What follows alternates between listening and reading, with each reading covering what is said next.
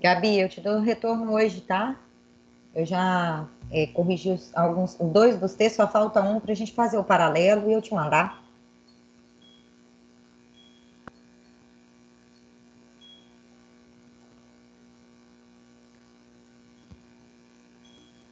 Bom dia, Neide. Mas eu acho que é a outra Gabi, que é a da Chão. Bom dia, como vão vocês? Animados? Amanhã seu mais friozinho, nublado. Queria que Bom chovesse, dia, gente. Ney. Bom dia, tudo bem? O ar tá muito seco, gente. Tá passando a hora de chover e nada de vir chuva para esse lado nosso.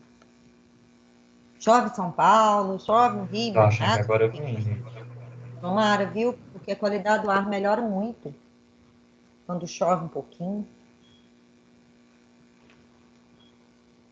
Tô deixando vocês lerem a frase aí, porque a da Marta Medeiros é um pouquinho mais longa. Não sei se vocês conhecem esse autor que eu coloquei aí, que é o Jorge Bernardi, né? Eu não sei se é o nome dele exato aí no final, mas é cineasta, dramaturgo, e tem muitas coisas aí, tanto no cenário do cinema, quanto da escrita. Tem umas coisas bacanas que ele escreveu por aí. Essa frase dele eu gostei bastante. Enquanto o pessoal está chegando, vão trocando ideia aí nas frases, porque nós temos um convidado aí hoje. Quem chegou mais cedo aí viu quem que é. Eu acho importante vocês estarem cientes do que está acontecendo também, então por isso que eu convidei ele também para falar no AV, embora no AV não houve a continuidade inicial que a gente propôs, mas eu acho que a conscientização é válida em qualquer idade, em qualquer tempo, em qualquer época. Antes da gente entrar nessa parte de advérbios, palavras denotativas e preposições, eu quero comentar as questões que faltam também da prova. Então, nós vamos primeiro para outra parte, depois a gente retoma para cá.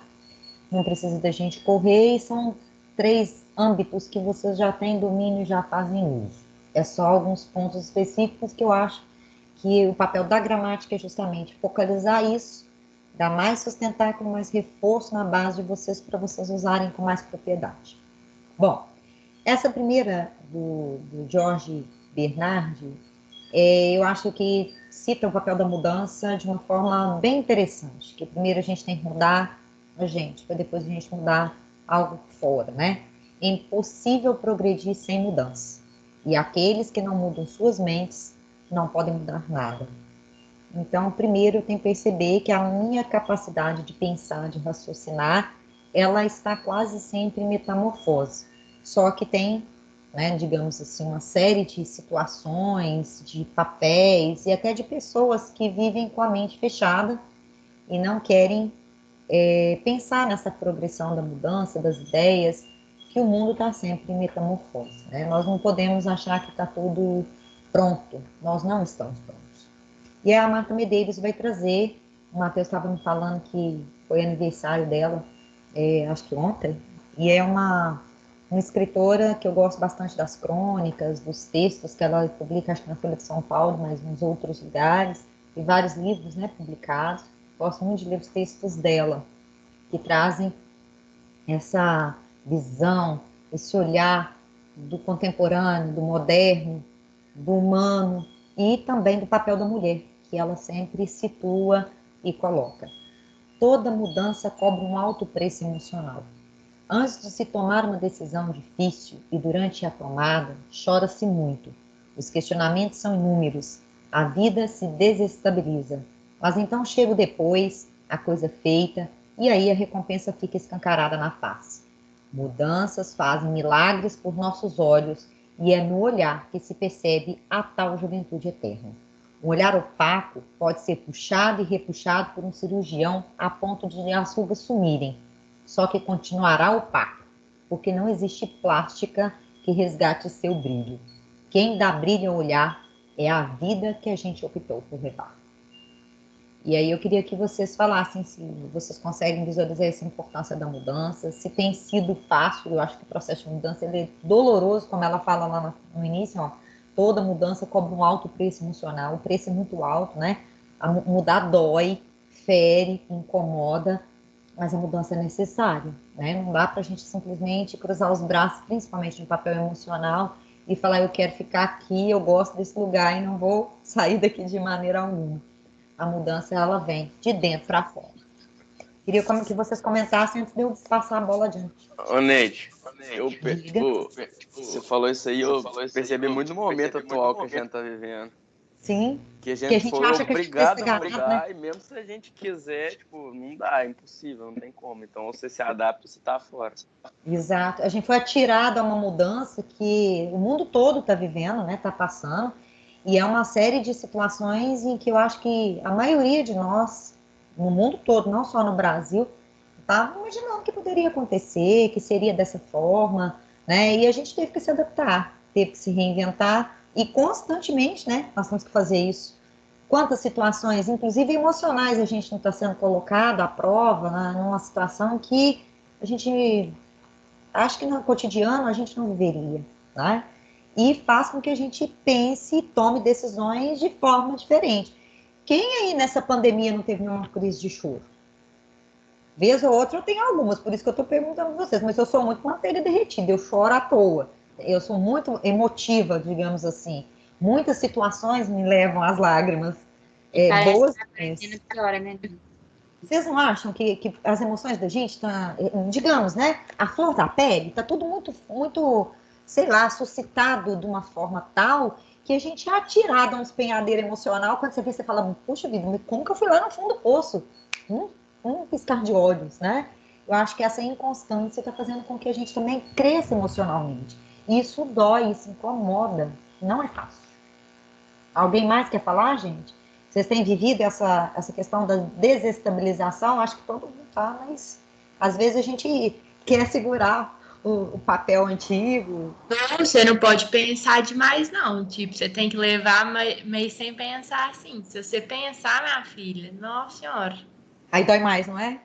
Não, é muito ruim a gente pensar, por exemplo, que, por exemplo, integral é um lugar que eu me sinto muito bem. A escola, o Sente ambiente da escola falta. me faz muito A gente bem. sente falta, gente. Aí eu fico Nossa, como dói. pensando, faz muita falta. Os amigos, você ficar pensando tanto tempo que você não vê, quanto tempo você não conversa com algumas pessoas e tal. Alguns atores, né, Melissa? Porque eu tô vendo Aham. assim, você conversar na internet uma coisa. Eu tô aqui falando com a tela e não tô vendo vocês. É diferente. Ainda que tivesse todo mundo de máscara, eu estaria pelo menos vendo os olhos de cada um, entendeu? É diferente. Essa percepção. Quem, por exemplo, eu fiquei muito emocionada quando a escola postou, fazendo 5 meses, vocês viram, eu acredito, né? Até coloquei também no Facebook. 5 meses sem vocês, e a sala vazia. Gente do céu, aquela escola vazia é muito triste. Eu tive lá para conversar com o João, para assinar um documento para ele. Que sensação ruim. Eu imagino para as coordenadoras que estão lá, a Shirley acho que está na sala aqui, pode falar. Não, deve ser muito ruim andar para aqueles corredores sem vocês, porque a alma da escola são os alunos, são as pessoas, não é um lugar físico. O lugar físico ele é um complemento, ele sozinho perde. E essa mudança que nós somos obrigados a vivenciar, sem querer, sem poder, e ao mesmo tempo não tem outra escolha, dói, incomoda muito. Não tem jeito. Esse olhar opaco aí é que a gente precisa mudar, a gente não pode deixar Ô, perder esse Neide, jogo. Ah, diga. ontem eu li uma frase no Instagram que falava, eu não vou saber falar certinho, mas que falava meio que a gente, a rotina faz meio que a gente fugir de algumas coisas da gente mesmo, assim. Aí quando a Sim. gente tira essa parte, esse afeto, essa coisa por exemplo, ter que sair da sua casa e ir até na escola, você já tá vendo alguma coisa assim diferente e tal, a gente meio que às vezes esquece de algumas coisas. Quando a gente tá em casa, tá mais sozinho, não tem como fugir, é você e seus pensamentos, você que lute, né, pra dar conta. Então, acho que é isso, assim. Até para refazer a rotina, Melissa, porque vocês tiveram que reinventar o processo de estudo de vocês, vocês tiveram que remodelar o tempo de vocês, né? E para o avançado, vocês já têm uma certa maturidade. Agora, vocês imaginam os pequenos. Quanto mais pequeno, mais novo, mais jovem, mais difícil essa gestão de tempo, né? Embora a gestão de tempo até o adulto às vezes tem dificuldade, tá, gente? Gerir as coisas não é fácil para todo mundo, porque você tem que ter o papel da questão do organograma, da organização. Nem sempre a gente consegue visualizar isso de uma maneira muito consistente. Eu acho que é literalmente esse processo de mudança e um processo de descoberta. Então eu peço para vocês só pensarem nessa questão do brilho nos olhos.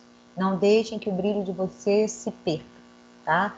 Busquem coisas que vocês gostam. Outro dia até eu falei em off com o Ian. Buscar alguma coisa que vocês gostam de fazer para recarregar a pilha. Eu sei que vocês vão ter um processo em que vocês vão estar com aquele gás todo. De repente, aquela sensação de cansaço e de demasia, fala que está todo mundo esgotado, ou seja, a necessidade de mudar de novo. Então, encontrem aí um viés, uma válvula de escape, uma coisa que vocês gostam de fazer e encaixem na rotina de vocês. Ainda que seja no fim de semana, ainda que seja só de vez em quando. Ir para o sítio, por exemplo, dos pais, como ele colocou, que eles estavam indo para um determinado lugar e está se sentindo culpado por ter que estudar. Então, assim, e vá, mas desligando, porque é necessário vocês fazerem as pausas. Tirar um tempo para ver uma série, para ver um filme, para ler um livro, para quem gosta, que para mim funciona. Livro, para mim, quando não é um livro de obrigação, é uma válvula de escape. Escrever, para mim, sem ser uma coisa de obrigatoriedade, também é uma válvula de escape. Mas não funciona para todo mundo. Então, vocês têm que achar qual é a válvula de escape de vocês e estar sempre equilibrando isso, que é esse papel emocional que nós estamos vendo no início da fala da Marta Medeiros.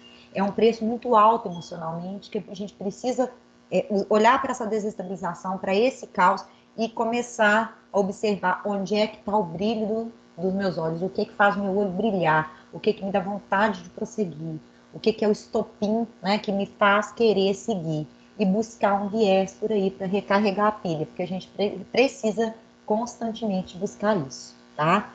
Bom, nós temos um convidado hoje, o Matheus está aqui com a gente novamente, para dar um feedback para vocês, porque, deixa eu jogar aqui na tela. Matheus, você quer falar alguma coisa antes? Ou eu solto a fala da Ju? Não, pode soltar o vídeo primeiro, por favor. Aí, em seguida, você faz um fechamento com a fala dela, Sim. porque os AVs não fizeram uma E movimentação aí, que costuma, Matheus? mas eu acho válido. Bom dia, tudo bom, Ian?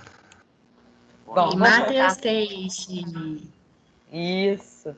Eu vou soltar a fala da Ju, gente, que é um depoimento direcionado aos alunos do Integral, que mexeu muito comigo, acho que mexeu muito com o Matheus também, e eu acho importante ele dar o feedback, né, porque já que é diretamente relacionado a ele e a vocês.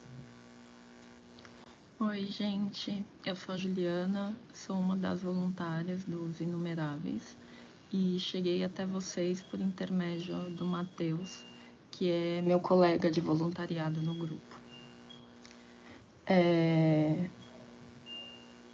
Eu não consigo começar esse vídeo de outro jeito que não seja dizendo muito obrigada para vocês.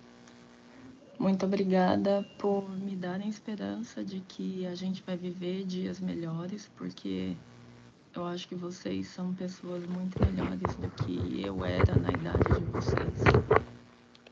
Obrigada por serem pessoas tão sensíveis. Eu cheguei a fazer uma lista aqui, mas a minha memória não é boa, então eu prefiro não citar. Mas eu me emocionei demais com os vídeos de vocês, com os poemas que vocês fizeram.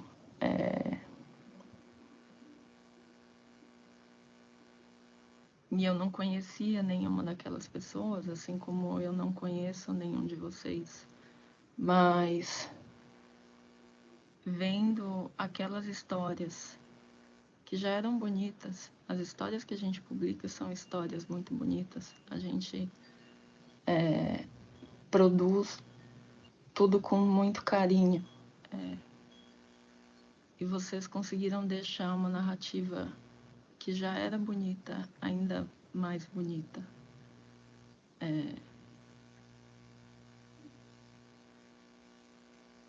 Muito obrigada. Não consigo fazer nada diferente de agradecer vocês. E quando eu comentei com o Matheus o quanto eu fiquei impressionada com esse trabalho, ele me pediu para para agradecer direto para vocês. E eu fiquei muito lisonjeada. E queria contar também um pouquinho de como é importante ver que as coisas que a gente enfrenta importam para além da gente.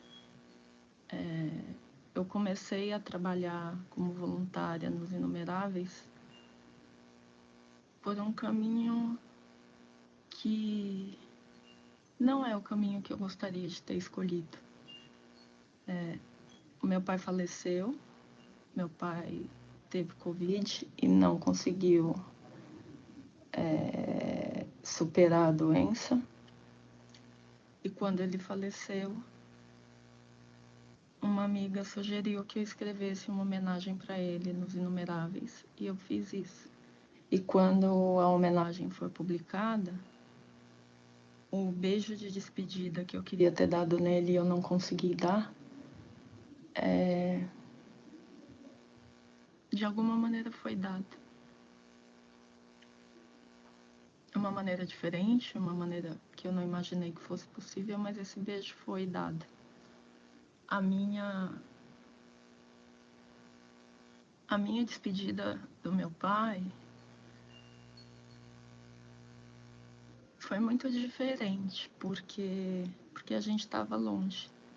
Eu me casei, e quando eu me casei, eu morava em São Paulo, meu pai morava em Barueri, que é uma cidade que fica a 30 quilômetros de São Paulo, então a gente se via sempre, no mínimo uma vez por semana. Mas aí eu me casei em fevereiro e vim embora para São Francisco, nos Estados Unidos. E aí quando eu estava aqui, a gente conversava por telefone, eu estava me acostumando com essa ideia, mas pouco mais de um mês depois da minha mudança, ele adoeceu e foi internado. Ele ficou 50 dias na UTI. Eu acho que não teria sido muito diferente se eu tivesse sido em São Paulo, se eu tivesse em São Paulo quando ele adoeceu, porque a distância é uma das marcas das despedidas desse nosso tempo. Mas mesmo assim, tá tão longe fisicamente, é uma novidade para mim. Não é a primeira vez que eu passo por um processo de despedida, mas esse tem sido muito diferente. E entre as diferenças, os Inumeráveis trouxeram, acho que a melhor diferença de todas, que é a oportunidade de ver o amor que eu tinha pelo meu pai multiplicado. E multiplicado não só porque muita gente tem a chance de conhecer um pouquinho do meu pai, mas multiplicado porque quando eu resolvi me tornar voluntária, eu posso contribuir para que outras pessoas tenham uma despedida mais amorosa, mais quentinha, apesar dos dias áridos que a gente enfrenta. Eu vou ler aqui para vocês a despedida que eu escrevi para o meu pai, a homenagem para ele que está publicada nos Inumeráveis e que deu início ao meu trabalho no grupo.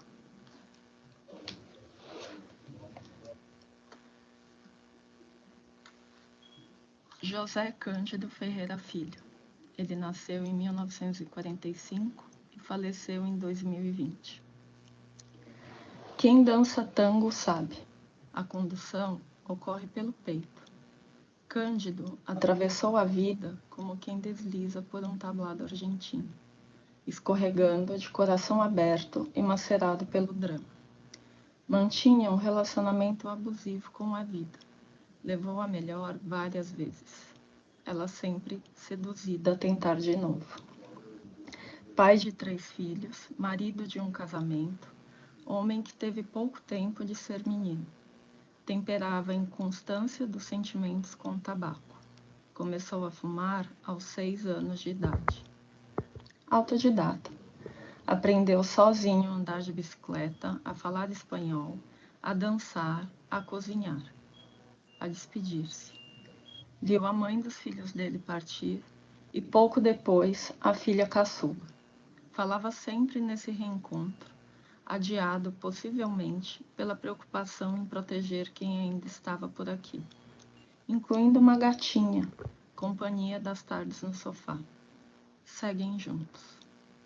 Na última vez em que viu a filha, numa chamada de vídeo improvisada pela médica na UTI do SUS, sorriu quando escutou que era amado. Afastou com a língua o tubo do ventilador para instalar um beijo. Não tem mais sapato duro atrapalhando o baile.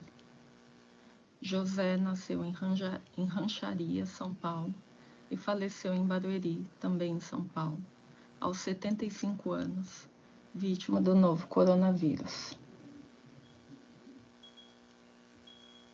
É isso. Esse é um pouquinho do meu pai, que eu compartilho com vocês. Um pouquinho da minha história, mas o mais importante desse vídeo é o meu muito obrigada a vocês e a escola de vocês, que dá oportunidade para esse tipo de reflexão. Meu beijo mais carinhoso para vocês. Matheus, cadê você? Bom, Neide, a história dela é muito bonita, muito emocionante, muito forte, né? Eu fiquei conhecendo ela foi no final de semana do Dia dos Pais, que teve uma live no Instagram dos Inumeráveis, com 2 voluntários que os pais faleceram vítimas do coronavírus. E quando eu enviei lá no grupo, ela foi uma das que mais ficou impressionada, como ela falou aí no vídeo, né, impactada, emocionada com os trabalhos que os alunos fizeram, podcasts, poemas concretos e vídeos das histórias. E aí eu pedi ela para gravar um vídeo como forma de agradecimento ao que os alunos fizeram. Você estava falando da questão da emoção. É muito forte o contato que nós voluntários temos quando a gente vai entrevistar um familiar e um amigo.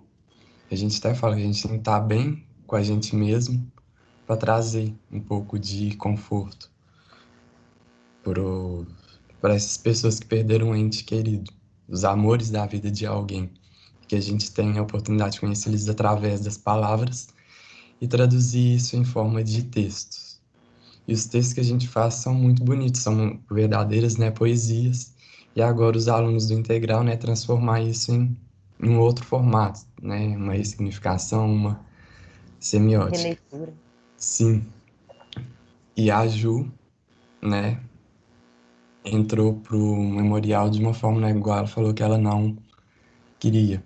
O pai dela faleceu, ela lá nos Estados Unidos, ele aqui no Brasil, e não ter a chance de ter, né, essa despedida. E esse trabalho, né, que você propôs, né, para os alunos ganhou uma repercussão que a gente não imaginava. São, né, vários convites que a gente tem recebido ao longo das últimas semanas, que eu até falo com você, a gente aceita um, aparece mais 3. Essa semana, na segunda-feira, nós fomos convidados a participar de um retângulo de conversa, né, promovidas por professoras da Universidade Estadual do Rio de Janeiro, tinha gente da Bahia, de São Paulo, de vários cantos do Brasil, e que ficaram bastante emocionados, agradecendo, né, ao trabalho que foi feito pelos alunos do Integral. A gente também, né, foi convidado para dar uma entrevista, né, para uma revista. Na área da educação. Sim. Tem também o Edson Pavone, que é um dos idealizadores do memorial. Ele ficou bastante emocionado e tocado, né, que ele falou que vai fazer uma exposição virtual com o trabalho que os alunos fizeram. E vários outros convites que estão chegando aí, para vocês terem ideia de onde que podem chegar os trabalhos que vocês trabalho de fazem hoje com a educação. internet.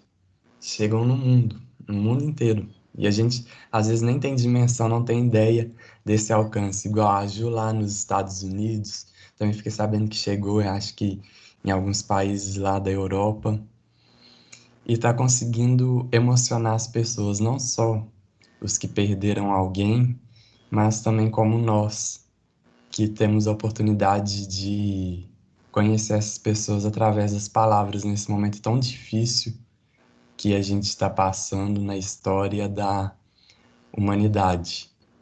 Não é fácil, a gente vai passar e fica aí um grande aprendizado para a gente, né, tentar ser seres humanos melhores com tudo isso que a gente está passando. Eu cheguei a falar aqui que no começo eu tinha muito receio de conversar com alguém que tinha perdido alguma pessoa.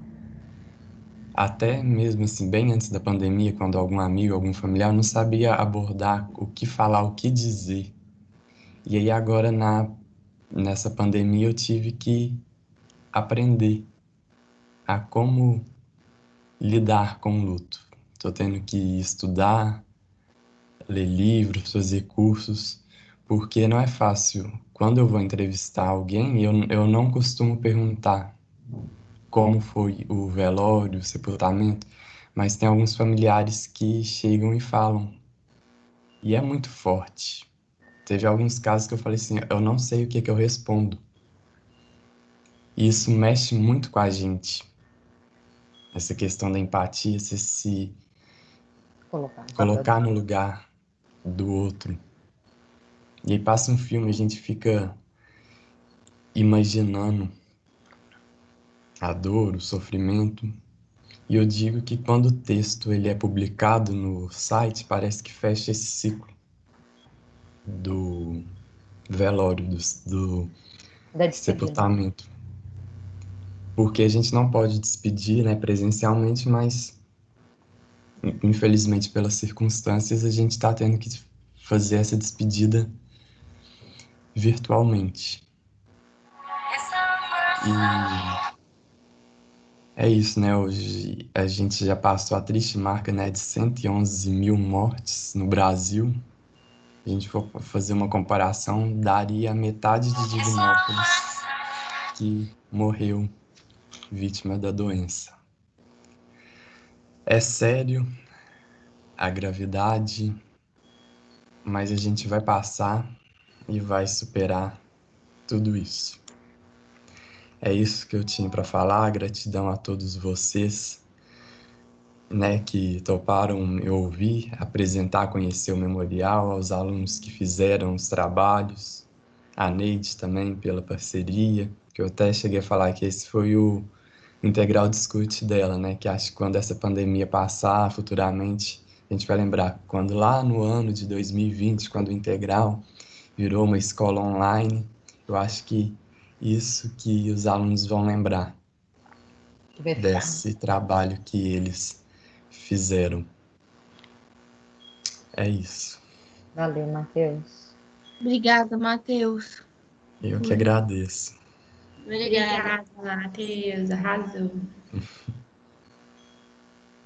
Gente, foi para participar vocês, mostrar que o Matheus, na verdade, né, está envolvido nesse trabalho há mais tempo, tem outras, muitas outras pessoas envolvidas, fazendo um trabalho muito bacana a respeito, espera um pouquinho que está na prova do 2, a respeito dos inumeráveis, e eu acho que é uma maneira da gente pensar um pouquinho até no nosso próprio papel, né? A nossa abordagem, a nossa maneira de ver as coisas, porque às vezes a gente passa por tudo, pelas situações que estão no nosso entorno, no nosso convívio, quase que em branco.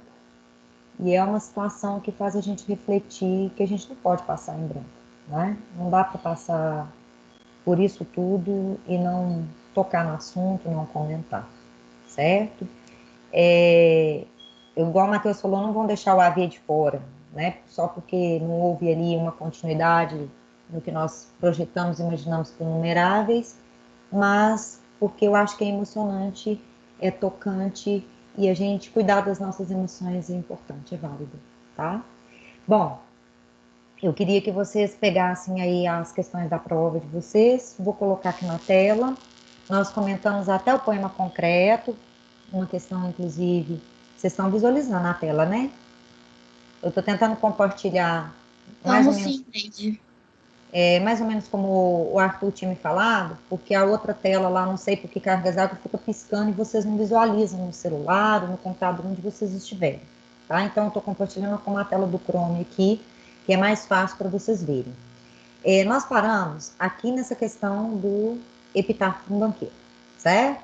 Que tem tudo a ver, inclusive, com proto-numeráveis, né? Já que epitáfio tem a ver com as frases, as homenagens, né? Que a gente faz às pessoas que partem. A questão seguinte é essa aqui. Propriamente, só de olhar os verbos destacados aqui, eu acredito que vocês dariam conta de fazer essa questão. Eu não sei se algum de vocês ficou engarranchado nela, né? Traz um texto falando sobre a educação, principalmente no Nordeste, lá no Ceará, em outros, né, lugares também, que ele vai falar um pouquinho mais aqui, Amapá, Espírito Santo, Alagoas, São Paulo. Mas só de olhar para essa questão, vocês conseguem ver o que que é. Porque olha o que está perguntando, e a gente fez um comentário, uma questão semelhante, quando a gente estava falando lá das questões do SAS, da própria, acho que questões lá da aula 13, se não estiver enganada, tinha uma parecida, ou na aula 14, que falava sobre a ação em processo. Qual é o verbo, ou qual é o tipo de verbo, a forma verbal, que aponta para a gente a ação em processo? Vocês lembram? Só de bater o olho nisso, a gente consegue identificar, sem necessariamente precisar do texto. Gerúndio. O gerúndio, isso mesmo. A única alternativa que nos apresenta a flexão do verbo no gerúndio é a letra A. Então, a letra A tem lá assim, está sendo implantado ou avaliado por Alagoas, Amapá, Espírito Santo e São Paulo, está lá no terceiro parágrafo. Apresento sendo, né? O está sendo, eu tenho ali uma locução verbal composta de 3 verbos. Toda vez que tiver 2 ou mais verbos, o verbo principal é sempre o último. Então, o restante vai ser utilizado ou vai exercer o papel de chamado verbo auxiliar. Lembrar que é sempre o verbo auxiliar que se flexiona, mas é determinado, relacionado, a regência, se tem preposição ou não, a concordância, se pode não ter ali um sujeito específico, quem determina é o verbo principal, tá certo? Então, nesse caso, é o sendo que está ali na locução verbal está sendo implantado, que oferece essa ideia do processual. Ficou claro, gente? Precisa de eu falar de cada uma ou não tem necessidade? Posso passar para a próxima que traz um poema que eu acho que vale a pena a gente tomar um pouquinho mais de tempo nele. Embora seja, né, ligado à questão de literatura e tudo mais, eu acho que poesia, ela brinca com o jogo de palavras e aqui eu esbarro muito na questão linguística. Ficou tranquila essa Neide, daqui? Diga. nessa locução, o verbo principal é implantado? É o implantado. Ou seja, o verbo principal é implantar, que você vai lá para o infinitivo, né, que é a sua forma básica, original, e é sempre ele que vai determinar. Tem regência? Que tipo de regência? Precisa de preposição? Ele é seguido de preposição a, de preposição de preposição para, ou seja, que tipo de verbo é esse? Qual a relação dele? Por exemplo, se fosse um verbo haver, você sabe que o verbo haver significando existir e não vai flexionar, então ele não vai aceitar a flexão do auxiliar, entendeu? Então, sempre que vocês forem escrever ou forem analisar questões com relação a verbos, o papel do verbo, porque o verbo, gente, ele é a base de toda a relação de significação. Verbo e substantivo. Então, se eu consigo fazer a ponte entre o verbo, seu sujeito, que é o substantivo, ou o pronome, né, a pessoa que está ali se relacionando com esse sujeito, se ele tem ou não tem complemento, ou seja, se ele tem ou não tem alguma coisa que vem ali acompanhando o próprio verbo, com necessidade ou não de preposição, eu consigo estabelecer as fontes, tá certo? O verbo é que vai determinar isso. E é sempre o último, beleza? Eu tenho uma outra locução aqui nessa própria questão, ó. O pode se mobilizar. Então, pode se mobilizar, ele traz aqui o verbo mobilizar como o verbo principal, o verbo poder exercendo o papel de auxiliar, tá? Bom, eu quero pegar com vocês agora esse poeminha aqui. Vocês estão conseguindo visualizar? Deixa eu tentar colocar ele um pouquinho maior. Ih, ou foi menor? Eu acho que já estava no máximo, né?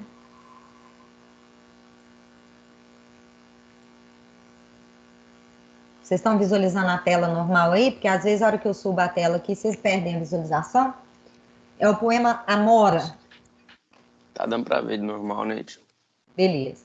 Esse poema, ele faz uma jogada com a palavra amor, amora.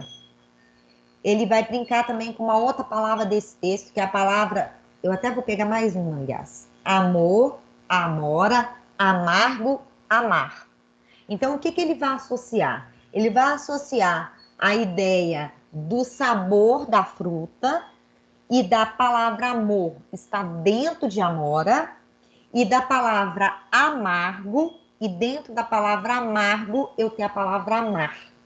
Esse jogo de palavras é que vai colaborar lá na questão. Então, em vez de ler a questão primeiro, eu vou ler o poema e nós vamos comentar, porque vocês vão perceber que com o meu comentário vocês vão chegar na resposta. Eu acredito que vocês não tiveram dificuldade nela, mas esse jogo semântico, sonoro, que tem nesse poema, cai bastante no Enem. É muito utilizado em questões no estilo do Enem, tá? Foi por isso que eu mantive essa questão quando eu visualizei, falei, opa, essa daqui cabe, e eu acho que não só para vocês do avançado, para qualquer faixa etária, digamos assim, do pessoal aqui do integral, vocês conseguiriam fazer. Do F3 para frente, que com as turmas que eu trabalho, né, eu acho que vocês dariam conta de interpretar. Por quê? Porque o integral trabalha com esse papel de abrir a mente de vocês e de vocês visualizarem o que está dentro do texto, seja ele verbal, seja ele não verbal, tá? Poético mais ainda, porque a poesia, ela sintetiza demais. Então, como ela sintetiza muito, eu tenho que fazer as conexões entre as palavras. Então, olha só. Amora. A palavra amora seria talvez menos doce e um pouco menos vermelha, se não trouxesse em seu corpo, como um velado esplendor, a memória da palavra amor. Então, ele deixou evidente que ele está situando a palavra amor dentro da palavra amora. E lembrar que o amor é contraditório, cheio de conflitos e também carrega a dor, assim como carrega a alegria. A palavra amargo seria talvez mais doce e um pouco menos acerba, se não trouxesse em seu corpo como uma sombra a espreitar a memória da palavra amar. Aí aqui ele faz a ênfase que a palavra amar está dentro de amargo. A palavra estranha que aparece ali é a palavra acerba. Alguém lembra ou olhou essa palavra em termos de significação? O que ela significa? Não sei, Neide. Essa palavra está associada muito com a palavra amargo, mas a palavra amargo num papel um pouquinho modificado. A palavra acerba, ela tem a ver com amargura, uma palavra que, uma ideia que está sempre, que nos angustia, que nos incomoda, que faz doer. Então, se a gente pensar no verbo amar, a ideia de amar, ela é contraditória. Então, amar, amor, amor, amargo. O que vocês visualizam aí? Quando a gente vai interpretar, só um minutinho, esses dois trechos que estão entre parêntese, por que ele usou o parêntese, que é um sinal gráfico importante, e como que esse parêntese se relaciona ali no texto? Pode falar, Bruno, que aí em seguida a gente comenta o papel do próprio recurso gráfico, porque não tem pontuação. Diga. Não, é porque você falou da palavra acerba e tal, a primeira coisa que vem na minha cabeça é, tipo assim, exacerbado, que é, tipo, muito Deve grande. ter uma ligação. Tem a ver? Tipo assim, Deixa eu até olhar aqui, exacerbado, né, que você colocou. Eu gosto de estar sempre com o dicionário perto, porque muitas vezes a gente não consegue dar conta de ter todas, né? Exacerbar, porque o exacerbado vem de exacerbar. Isso mesmo, a origem é a mesma. Olha aqui o que tem no significado do exacerbar no dicionário. Tornar ou tornar-se acerbo, áspero, violento, exasperar. A ingratidão dos amigos exacerbou, suas anomalias patológicas se exacerbaram. Então é essa ideia mesmo, viu, Bruno? Ótima sua associação. Não pensei nela automaticamente e eu acho que soma muito a interpretação do texto. Essas jogadas de palavras, gente, cai demais no Enem. Então, às vezes, a gente não tem, como o Bruno mesmo fez aí a associação do acerba com exacerbado, a gente conhece muito mais o exacerbado do que o acerba, né? Ou seja, o adjetivo se pressupõe aí a qualquer construção. E se eu vou colocar ou vou buscar no dicionário, eu busco sempre o infinitivo. Então, olha como que uma coisa vai fazer ponte com a outra. Outra coisa nesse poema que me chama atenção é o que eu falei com vocês do parêntese. Quando um trecho de texto é colocado num parêntese, o que significa isso, vocês sabem? E no texto de vocês, no dissertativo argumentativo lá do Enem, devo evitar. Por quê? Já foi falado para vocês? Algum professor de linguagem falou isso para vocês? Por que eu devo evitar o uso do parêntese? Meio que parênteses, tipo assim, uma informação a mais que às vezes não faz tanta relevância. Então, se você põe, significa, tipo assim, é melhor você pôr, se for uma informação importante, é melhor você pôr sem, tipo, já que... Isso. Exatamente. Então, se a informação é importante, uso travessão ou a dupla vírgula. Caberia perfeitamente naquele como um velado esplendor e como uma sombra a espreitar, na primeira estrofe e na segunda, a dupla vírgula. Só que o autor, o poeta em si, ele não usou nenhum sinal de pontuação. Vocês conseguem perceber isso na construção poética dele? Ele usou tudo com letra minúscula. É um recurso gráfico que ele escolheu. A poesia moderna permite isso. A poesia romântica, a poesia parnasiana, aí já vai ter outro tipo de recurso, vai exigir, né, a ideia do soneto, vai exigir a pontuação mais pontual, específica, característica do texto. Então, isso aí é muito típico da estrutura poética que ele está representando. Então, como ele aboliu toda a estrutura, ele usou ali para dizer que é uma informação extra, como o Bruno mesmo frisou ali. Na redação dissertativa argumentativa, substitui o duplo parênteses por um duplo travessão, certo? De um lado e do outro, ou a dupla vírgula. Porque se você coloca a inserção do trecho entre parênteses, diz que é de pouca relevância, de pouca importância, então melhor nem usar. Ou você não usa o trecho, ou você usa outro sinal gráfico representativo para destacá-lo. Beleza? Parece bobagem, mas eu acho que isso aprimora o que vocês já estão fazendo dentro dos textos. Bom, depois de tudo isso que a gente comentou, observe a ideia velado esplendor, ou seja, uma coisa que eu vejo como de valorização. Mas o velado ele é contraditório com o esplendor, porque velado é escondido, né? A ideia de velório é ligada a velado, né? É como uma sombra a espreitar, uma coisa que está sempre escondida também. Olha como que a ideia do de cima e do de baixo se interrelacionam, tá? Vamos ver a questão em si, para a gente finalizar com ela. Deixa eu ver se dá tempo, que meu celular apitou aqui, significa que minha aula está no finalzinho. Bom, vamos observar o que nós temos aí em seguida. Ó. Para responder a questão, leia o texto tal, nós já lemos. É correto afirmar que o poema... Ô, Neide. Diga. Durante o poema, tipo assim, ele meio que coloca a palavra amor e amar dentro dos dois, e de um ele fala sobre algo positivo, vamos dizer assim, e do outro algo negativo. Ele tá meio que querendo dizer implicitamente com o amor ao mesmo tempo que ele é bom, ele é ruim também? Exatamente. E é uma questão, gente, da FUVEST. As questões da FUVEST são questões inteligentes. Ela cobra do aluno um lance a mais, um algo a mais. Então, eu acho importante a gente explorar esse tipo de recurso para vocês visualizarem, tá? Então, é exatamente isso que o Ian disse. E isso vai ser determinante, Ian, para a gente chegar na resposta. Porque olha o que traz na letra A. Aborda o tema da memória, considerado uma faculdade que torna o ser humano menos amargo e menos sombrio. O tema do texto é a memória? Não, acho que não. Não.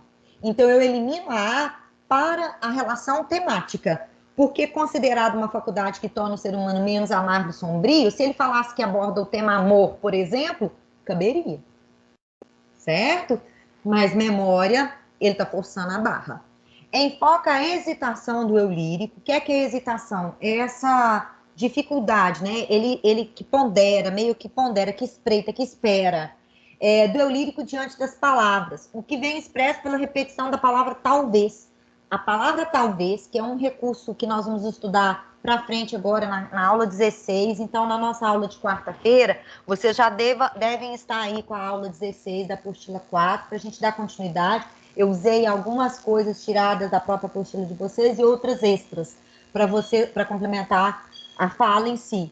Então, vocês estejam com ela, porque fica mais fácil vocês entenderem o que eu vou falar. Dá para ir lá e marcar na de vocês, na hora de estudar, fica mais fácil. Talvez é um advérbio, e ele carrega esse ponto da dúvida. Ele não te dá certeza. Então, ela se aproxima do poema. Olha, enfoca a hesitação do eu lírico diante das palavras. o que vem expresso pela repetição da palavra talvez. Então, assim, tem a questão dessa hesitação. Mas será que isso é o foco do poema? Vocês acham que o foco do poema é essa hesitação dele? Que tem realmente a palavra talvez repetida na primeira e na segunda estrofe. Mas o foco é a hesitação? Essa inconstância, essa impossibilidade dele de agir? Então, vocês observem que o foco não é esse. O foco dele está no outro aspecto. Apresenta natureza romântica, porque está falando do lado afetivo. Lembrar, gente, que o romantismo, ele idealiza. Tá, apresenta natureza romântica, sendo as palavras amora e amargo metáforas do sentimento amoroso. Há uma aproximação dessa resposta, vocês não acham? Mas seria essa, será? Vamos ver a D. Possui reiterações sonoras que resultam em uma tensão inusitada entre os termos amor e amar. Foi o que o Ian me disse. Vocês percebem na fala dele que ele mostra, através da palavra, ou do jogo das palavras, amor, né, e amora, amargo e amar. Então, como há essa reiteração, essa correlação entre as palavras, eu consigo ver muito mais a letra D do que a letra C, tá? Porque a C também, ela se aproxima, mas ele não está preocupado em apresentar essa natureza romântica, não. E lembrar que o romantismo, ele joga a ideia muito mais no papel da idealização do que no papel de mostrar que o amor é amargo e doce ao mesmo tempo. Sofrido, dolorido, né? E ao mesmo tempo apresentando esse outro eixo, certo? Então, essa inusitada relação entre amor e amar, como uma coisa boa e ruim que você observou, Ian. Na primeira estrofe, eu tenho um valor positivo, e na segunda estrofe, um valor negativo para o amor e para o amar, certo? Que é uma correlação semântica bem clara. E o último, só para a gente eliminar essa questão, fica faltando eu falar só da Sociedade do Espetáculo na última... A Sociedade do Espetáculo, né? A última questão, se não estiver enganado. Porque o texto da Márcia aqui, acho que é Márcia mesmo, é interessante que vocês leiam. A questão em si, vocês não precisam de ficar preocupados com ela, não. É uma questão bem, bem tranquila. Eu acho que o que pegou para vocês era não ter visto que a palavrinha destacada era esse O aqui, que eu coloquei lá no bate-papo, tá? Que é uma falha da própria estudo.com, da plataforma. Foi eles que não marcaram e eu, a hora que conferi a questão, eu não passei batido, eu não vi. Então, nesse caso aqui, eu quero que vocês fiquem atentos que essa questão da FUVEST, para mim, era mais puxada da prova. Não sei se vocês tiveram essa mesma noção. Se acharam isso também. Acharam isso, gente? E nós vamos ficar por aqui, que eu já passei 3 minutinhos na fala.